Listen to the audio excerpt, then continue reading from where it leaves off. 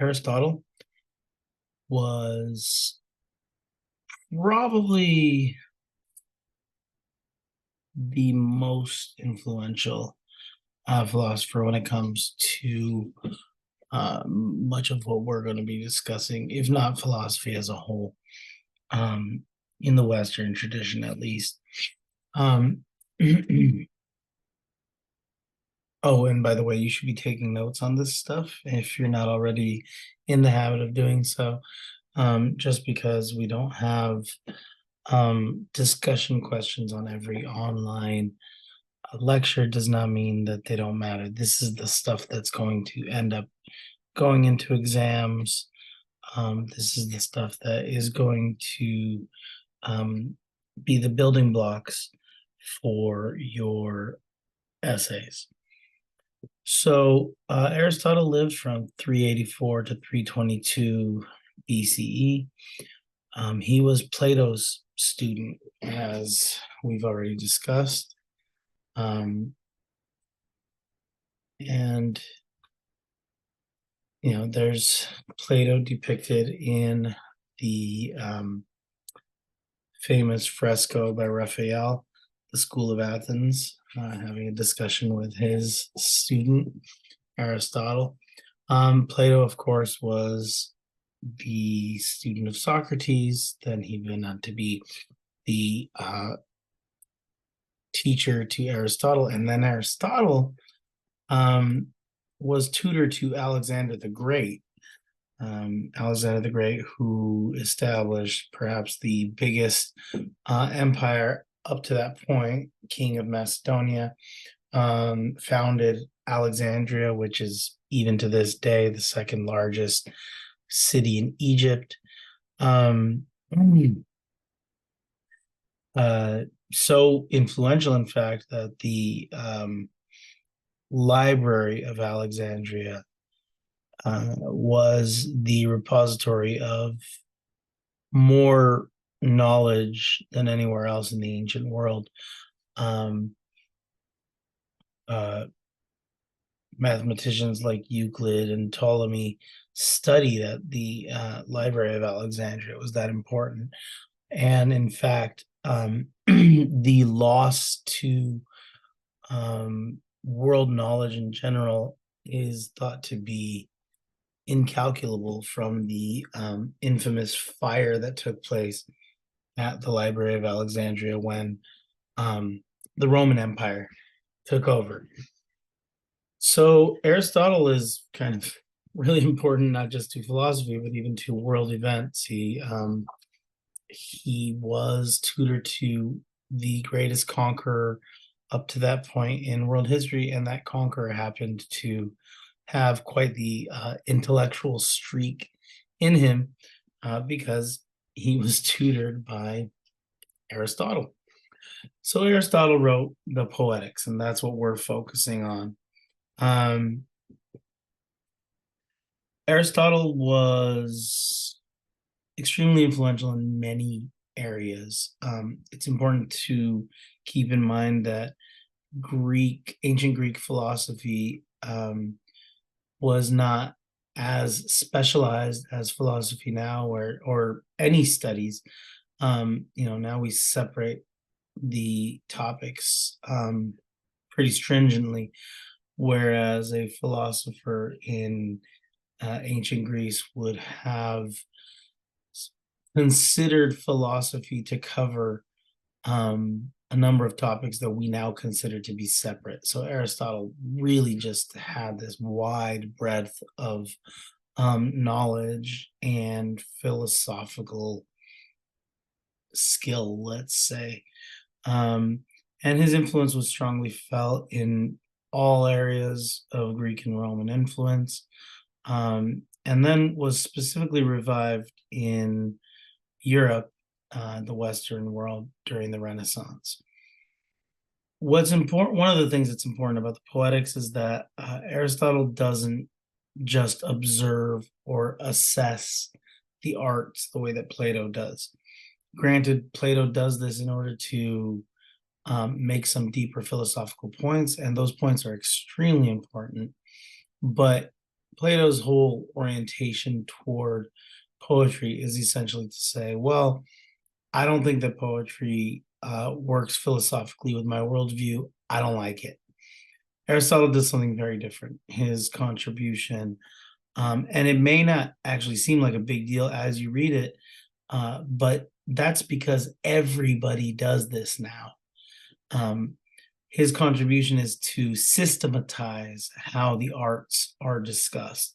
So you may recall that on the first day of classes, when we talked about literary criticism being, pretty subjective, one of the things that I said was, yes, it tends to rely on people's personal tastes, but also the discipline of literary criticism tries its best to be objective, to have some sort of objective standard to operate from. That starts really with Aristotle. He tries to lay out a system for how the arts are discussed, and that's why you have this kind of outline format that he gives you, where he keeps breaking things down. He says, well, this has 6 parts, this has 3 parts, this has 2 parts, this is the most important part, this is the second most important part. He's trying to create a system whereby we can almost scientifically judge the quality of a given work of poetry. So he lays out the necessities and the norms of successful literature in various genres. And in doing so, he essentially invents criticism as a discipline. In fact, particular subsets of literary criticism, like genre studies, formalism, structuralism, even the distinction between fine art and popular art, these can all be said to arise from Aristotle's writing. So, for example, when Aristotle says that you shouldn't use that a play should not rely on spectacle, that's not to say that plays in ancient Greece didn't ever rely on spectacle. They very often did. In fact, tons of them did. But that was kind of a cheap trick. What he's saying is that if you write a good script, you don't have to rely on what we would now call special effects. And so that becomes this one way of judging fine art versus popular art, right?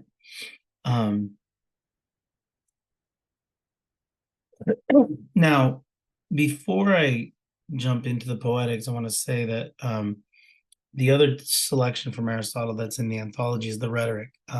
We are not reading the rhetoric for this class. I may touch on some of its principles later on when we read theorists and critics that are more rhetorically minded. But we're not reading it now. However, I do want to say, because it's worth briefly touching upon the observations in the rhetoric to kind of give a little bit of context for what Aristotle's doing in the poetics. Rhetoric was and is the study of using the available means of persuasion,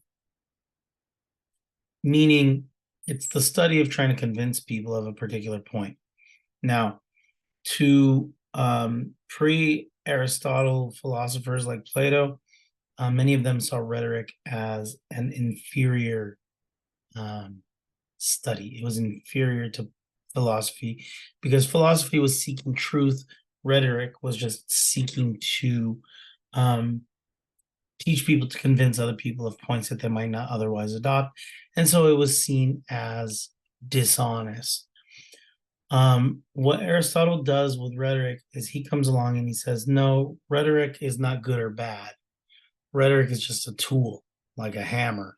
You can do something evil with a hammer, but that doesn't make the hammer evil. So Aristotle views rhetoric without a value judgment, and he basically just says, well, look, it's a tool. And if you want to use it well, here's how you do it. He does something similar with poetics. And so when we ask ourselves, um, is he violating Plato's directives? First of all, that is taking Plato at his word, which not everybody does. Many, if not most people, don't think that Plato actually wanted to ban poetry.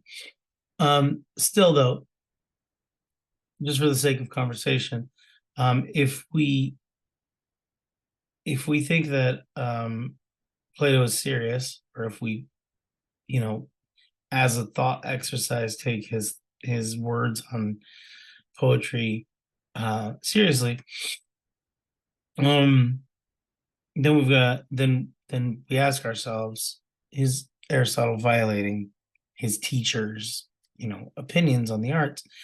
Um, One of the things we should take into account when trying to answer that question is how Aristotle approaches these topics without value judgments. Just like he does in the rhetoric, in poetics, he essentially says, here's what this consists of, and here's how one does it well. He does not say if it's good or bad. I mean, he does say it's good or bad aesthetically. He doesn't necessarily say it's good or bad morally, at least not with the intensity that Plato does. And so, with that, he gives us this very systematic, again, I'm going to use that word a lot, systematic breakdown of poetry. Poetry is a sort of catch all term here. All literature, drama, um, long form literature like epic would have been written in poetic verse. Um,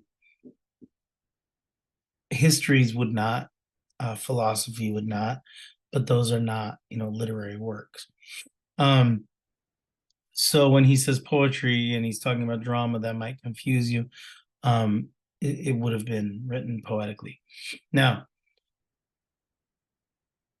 he covers tragedy, epic, and has some mentions of comedy. Um, However, he mainly discusses tragedy. Um, he mainly discusses tragedy. He barely talks about comedy at all, except to contrast it with tragedy. And he talks about epic mainly to illustrate a point about the constraints of drama, of theater, of tragedy. So, with that said, I want to go into some of the things that he breaks down systematically. The first is that poetry differs in three ways. It differs by using different means, which we would call media, right? So different means being using language or using paint or using sculpture. I mean, that's um, those are examples that are not necessarily poetry, but so using different means by imitating different objects. So this would fall under genre. In other words, the subject matter, the content, the objects that the poetry imitates. And then by imitating in different manners. So that would be the form, all right? How it does it, the style, for example. Aristotle also breaks down two causes of poetry. He considers poetry to be something that is sort of inborn, natural to humans, because humans have an imitative instinct that starts in childhood, and a rhythmic instinct. Both of these are true, by the way. Imitative instinct is, how children learn to speak, for example. All children imitate, that's how they learn. And then there are natural rhythms that is such as breath, heartbeat, an awareness of the ocean and the tides. We are very rhythmically inclined as a species. So these are both true, and he links them to poetry as a kind of instinctive thing. So you can already see where if Aristotle were presenting this to his professor, he might have an argument with Plato, obviously. And he's focusing primarily on imitative or mimetic poetry. You might also call it mimesis, which is imitation. The first of those is tragedy, which its qualities are that it is heroic and it speaks of our betters or of people who are better than the average person. And when we say better, we don't necessarily mean morally better. We mean they occupy a sort of higher station in society. So tragedies, not only in ancient Greece, but uh, right through Shakespeare, and even it could even be argued to this day, tend to focus on people who are higher up because they fall. Whereas comedy lampoons our inferiors. Comedy makes us laugh at people that we consider inferior to us. These are Aristotle's definitions. And then epic, which is not for the stage, it's actually long form poetry that is in a book. Epic treats the same subjects as tragedy, heroic subjects, but in a different manner, in that it's not being performed, it's being read. Also, epic is less constrained by time and possibility versus plausibility. So, an epic, whereas a tragedy has to resolve itself in a few hours because you have people sitting in an audience, the epic can go on forever because it's a book. And, you pick up the book, you put it down, you just keep reading. Furthermore, the epic can describe things like the gods coming down from the heavens and directly intervening, because the only limit to that is the reader's imagination. Whereas if a tragedy does that, it's going to involve some special effects that are going to look silly on the stage. Which is not to say, again, that they don't do that, that they never did that. But Aristotle considers that to be low quality. So his verbatim definition of tragedy is that it's an imitation of an action that is serious, complete, and possessing magnitude. In embellished language, each kind of which is used separately in the different parts, in the mode of action and not narrated, and affecting through pity and fear the catharsis of such emotions. So a few important things about this definition. When he talks about embellished language, he means rhythm and melody. Greek tragedies would have been written in poetic verse, so they would be rhythmic, and they would have had musical accompaniment. So you have melody, some of it is actually sung.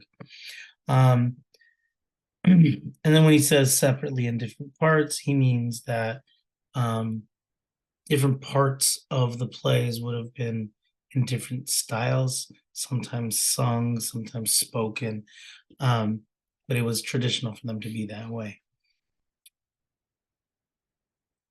And then he uses this term catharsis, and this is important. He doesn't spend much time talking about it, and yet it's one of the most important terms he uses. This term has been debated for centuries. It's usually translated as a purging of strong emotions.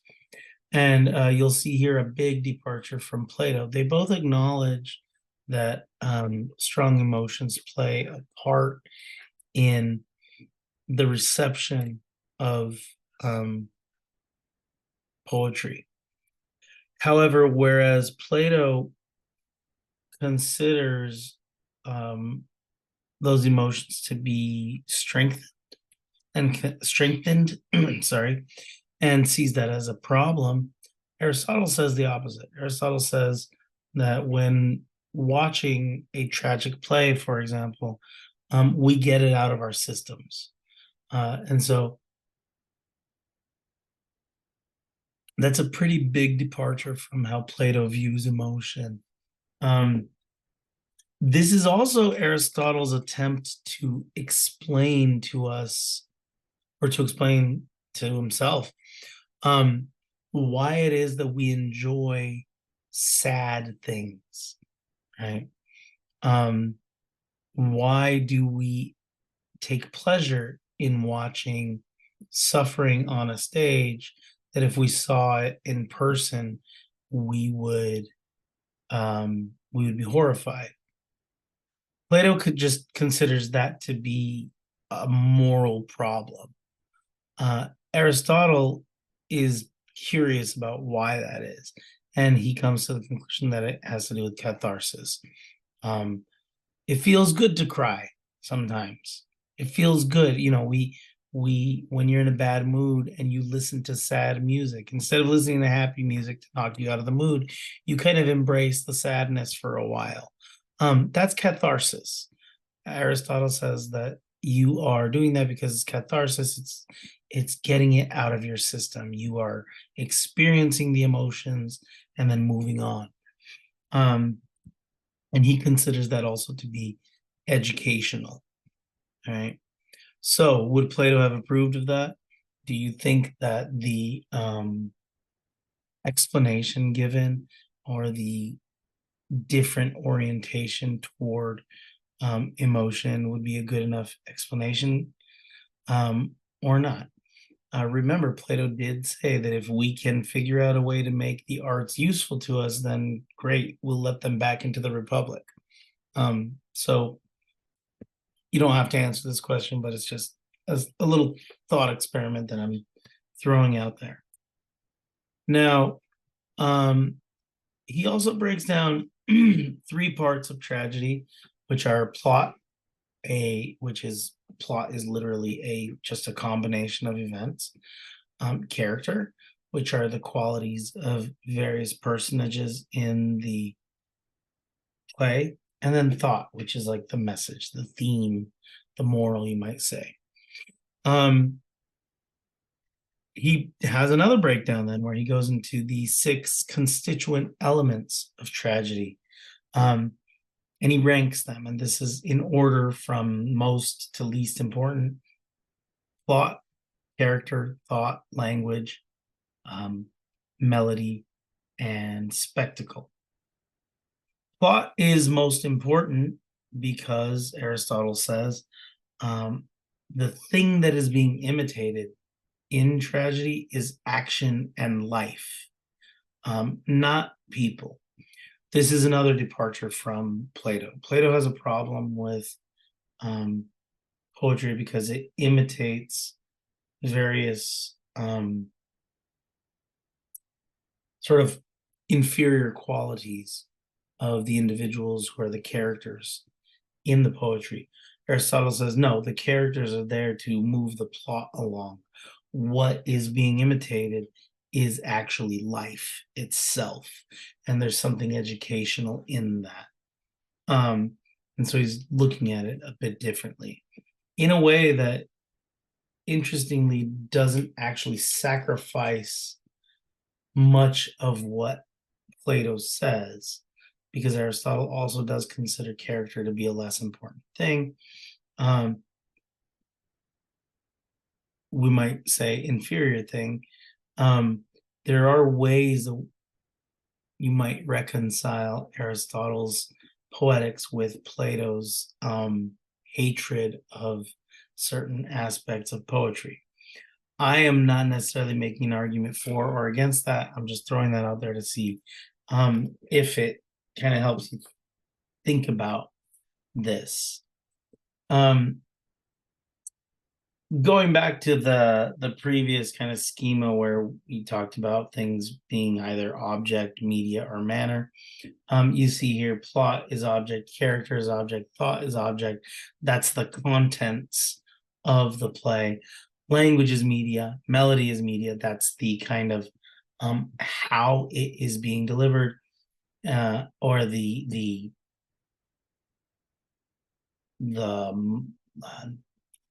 I mean, it's the media. I don't know how else to say it. The medium, voice or language, and then spectacle, the manner, the style. Okay, and he calls the last two pleasurable accessories. In other words, they're fun, but they're not necessary to a good tragedy. All right. The melody and the spectacle are not in the script. They are things that the director adds on as embellishments for the stage.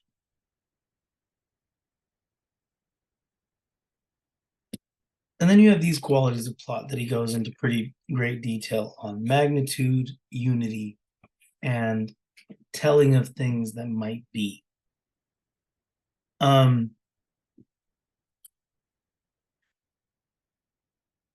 his explanation of magnitude is that beauty is proportional, um, and it depends on size and order.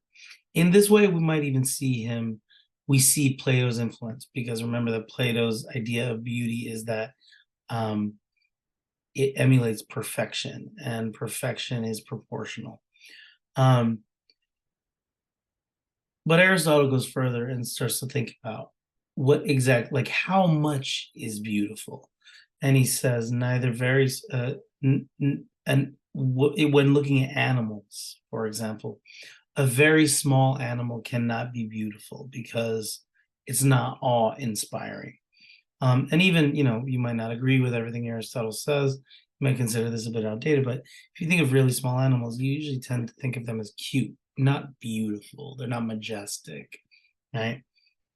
He also says that animals that are too large can't be beautiful because their size is kind of impossible to take in all at once.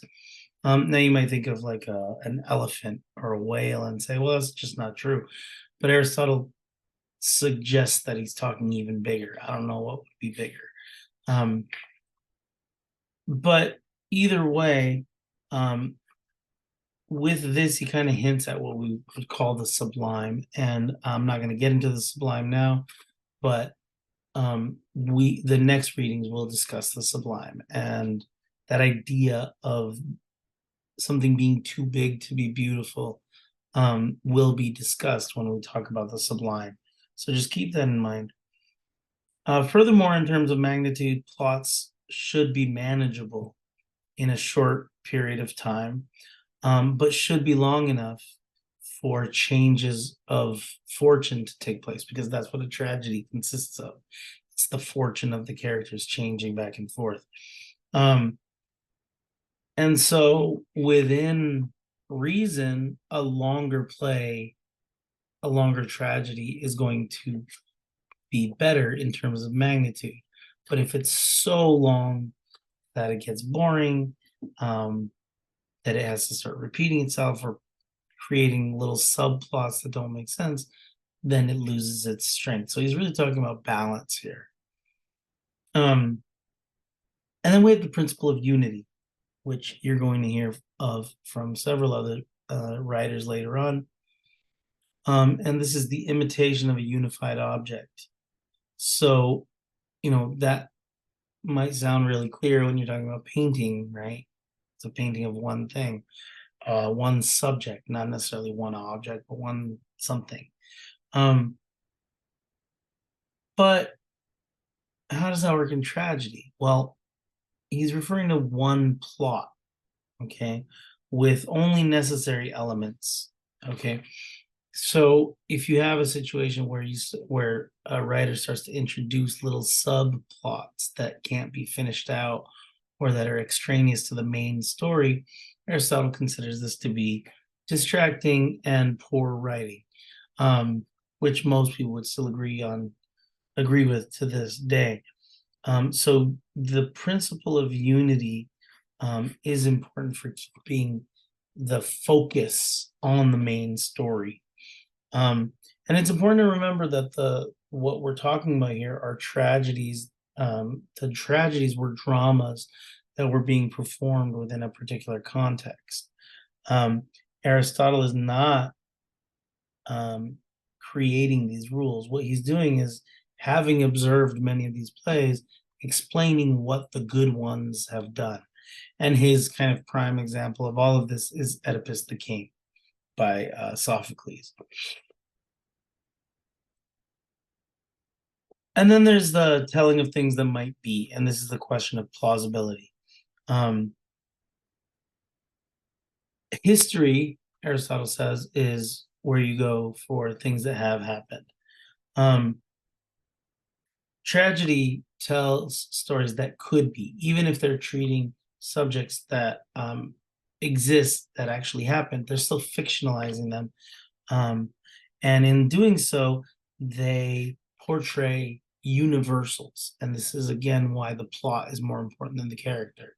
Um, they are portraying ideas like human suffering or hubris, fate, things like that. And in this way, poetry is more philosophical than history. I think Plato would have a big problem with that. Um, he says that the worst plots are the episodic ones because they have all these different plots within them and they're not unified. Simple plots would be the ones that involve a change of fortune without a recognition or a reversal. And then complex plots involve a change of fortune with a recognition and reversal, meaning that the character, the tragic hero, comes to a realization of the mistake that he's made. And this creates a really dramatic effect. And he says that this is the best kind of plot. The complex plot is the finest plot. Either way, though, everything must follow logically from the events and the plots. So I'm going through all this just so you can see how Aristotle breaks this down almost in the form of an outline. He really wants to come at this scientifically. People have been enjoying at this point tragedies and epics and comedies and different forms of poetry for many, many, many years, centuries. And nobody's really sat down and went, well, how does this work? People know how it works, authors know how it works, but nobody's ever really put it in writing. What are the rules? What makes a good play? So that's what Aristotle's trying to do. He goes into the specific sections of the Greek tragedy and things like peripeteia. I'm not going to go over those in this lecture, but that is there. When he talks about character, I'm also not going to cover that in detail, but one thing to keep in mind is that what he's essentially discussing when he says that a character should be good, when he says that a character should be consistent, he's talking about plausibility and audience sympathy. When he says a character should be good, and he also says you can find good in any character, he doesn't necessarily mean that the character is a nice person or morally upright. What he means is that the audience must be able to sympathize with the character. If you can't get the audience to sympathize with the protagonist of a tragedy, then there's no point, right? They're not going to care that a terrible thing happened to the protagonist. Likewise, the question of plausibility is also about audience interest, and plausibility is different from possibility. Okay, think of superheroes. Superman in the real world cannot fly. Okay, that's not possible. But within the universe that Superman exists in, the fictional world, Superman can fly. And so it would be implausible for Superman to not fly to solve a crime, right? Plausibility refers to what a character would do in a given situation. Now, the main thing that Aristotle thinks that tragedy should do is that it should have a good character suffer due to some big mistake. And in this way, it needs to elicit pity and fear. And he says that it should not elicit pity and fear through spectacle. And by spectacle, he's talking about essentially what we would call kind of effects. there were kind of crude effects in ancient Greek theater, and actually they were very, very popular. Um, but just like special effects in movies nowadays are very, very popular, but don't necessarily mean the movie is good. Lots of summer blockbusters make millions and millions and millions of dollars and then don't hold up well. Aristotle's essentially distinguishing that from good writing. And the example he gives is that if you read Oedipus, you don't even have to watch it performed. If you read Oedipus, um, when you get to the point at which Oedipus recognizes the mistake that he's made and his fortune reverses, when you get to that point, it's astonishing. And you don't even have to see it performed. Just reading it is astonishing. And that is a sign of good writing. Um, the recognition, the reversal, the surprise does not come from a special effect. It doesn't come from, a narrator telling you how to feel. The events themselves make it happen. And that is always the superior way for tragedy to work. Now, there is a point at which he talks about language and thought, and it's really interesting because um, he tells you for thought, because it's basically trying to deliver on the message, that falls more under rhetoric because it's persuasive speech. So read my rhetoric. Um, but then language, he essentially gives you this long grammar lesson. And if you skimmed that portion, don't feel bad. That got tedious. But it is worth noting, again, just because it's there. He does these things that may seem really obvious, and in some cases they really are, but he wants to set them out systematically. In other cases, they say more than you might think. So there's a section, for example, where Aristotle says, a play has a beginning, middle, and end. The beginning is the part that has something come after it, but nothing before it. The middle has something before it and something after it. The end has something before it, but nothing after it. And you might read that and go, okay, those are literally the definitions of the words beginning, middle, and end. Why did I need that? And you're right to a certain extent. However, on the other hand, imagine you are an author writing a play and you have all these ideas bouncing around and you don't know where to start. What Aristotle is essentially saying here is you need to pick one plot, right? And it has to have a beginning, middle, and end.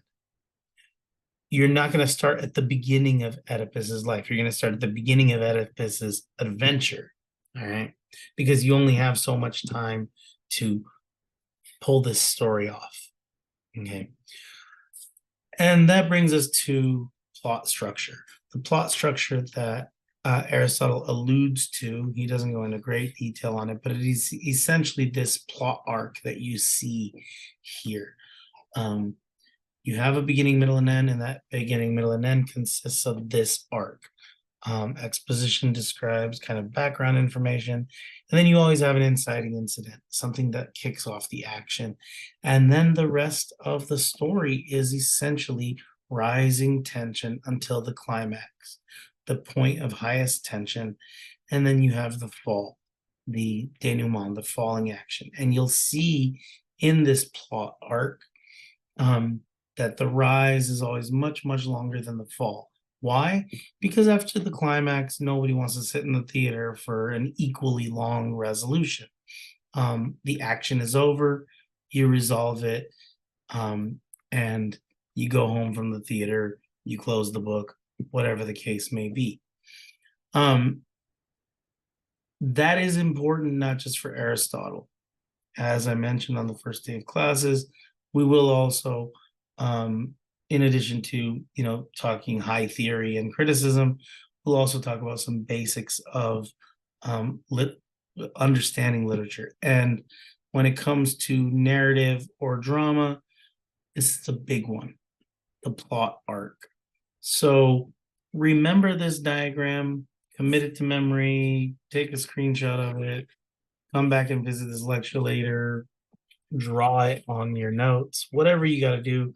But don't forget what a plot arc looks like, because it's going to be very important in the study of fiction in this class, other classes.